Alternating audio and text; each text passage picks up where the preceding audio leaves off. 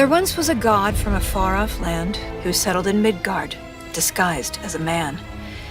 He started a new life, had a wife and a boy. They were happy together. In peace, they found joy. His wife passed away. Kratos mourned with his son.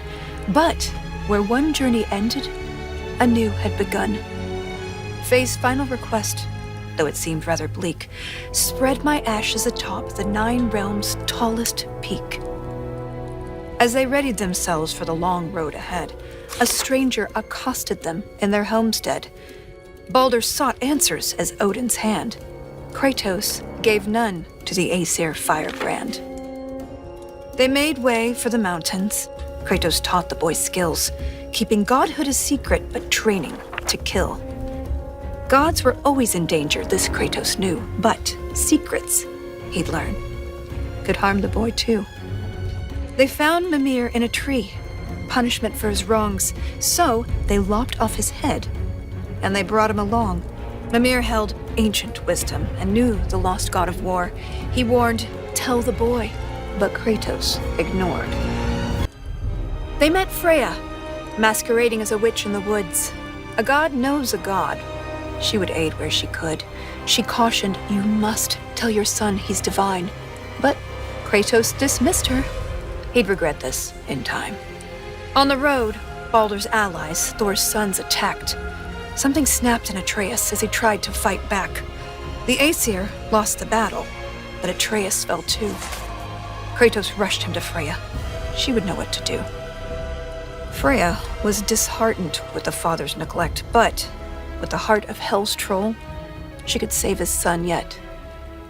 Kratos thundered through Helheim and slew the great troll. He had captured its heart, but in his, burned a hole.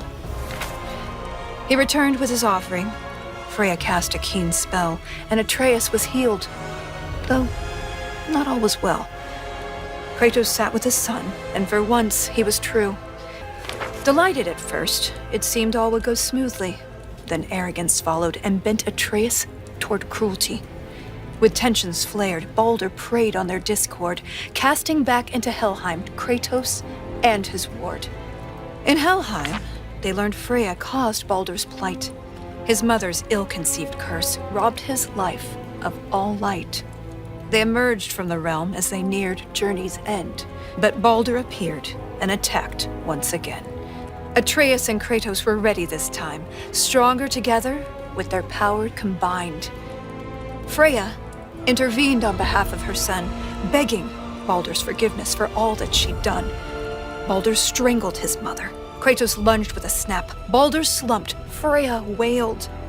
And he died in her lap. Something changed in the world. Snow started to fall. Atreus asked, "Is this what it means to be gods? Killing our parents forever at odds?" "No!" Kratos bellowed as he dropped to one knee. "We will be the gods that we choose to be."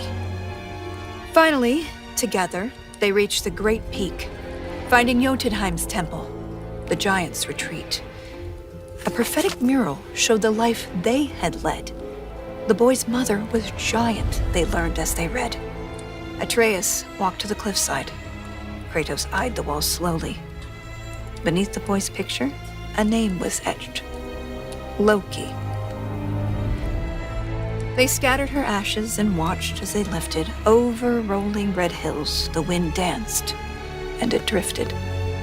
Standing side by side, feeling hopeful and new, the boy was at peace. And the father was too. With their promise fulfilled, they returned to their home. They trained day after day, lest they'd reap what they'd sown. Atreus grew restless. Wary, Kratos remained.